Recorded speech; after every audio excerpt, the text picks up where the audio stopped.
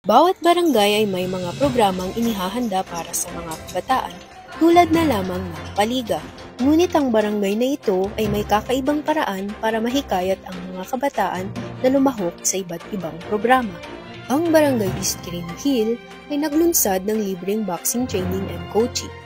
At ayon pa sa SK Chairman ng barangay, first of all, finish ko yung boxing kasi ang daming youths na walang pangaral. So, nakita ko siyang opportunity para bigyan yung mga kabataan ng scholarship pagpunta nila college.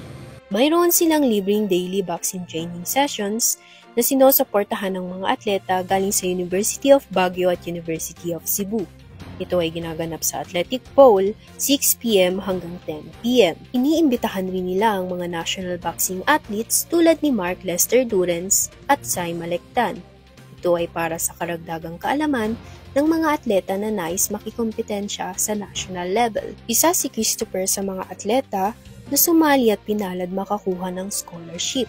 Nakapag-aral ako dahil dito sa sports na to and natulungan ko yung family ko kasi pag wala tong sports na to and hindi ako nakasali dito, baka hindi na ako nag-aral ngayon. And ngayon kasi scholar ako sa University of Baguio, Wushu, with my Coach Dari Malecdan. And dahil po dito sa sports na to, yun, nakakapag-aral ako now and nakakapagturo na rin po ako sa mga ibang kasama namin, sa mga juniors, yung mga bago na gustong matuto about sa sports. Ayon pa kay SK John Marrero, martial arts ang prioridad niya bago pa man siya mahirang bilang SK chairman ng kanilang barangay.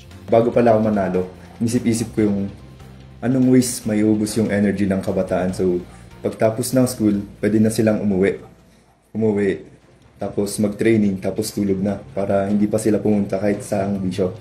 So, yun.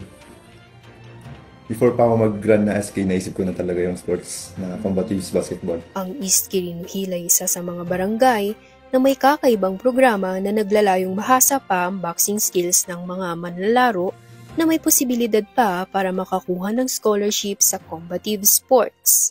Sa ngalan ni Jamiela Ganaban, ako si Ivy Amparo para sa Baguio Balita.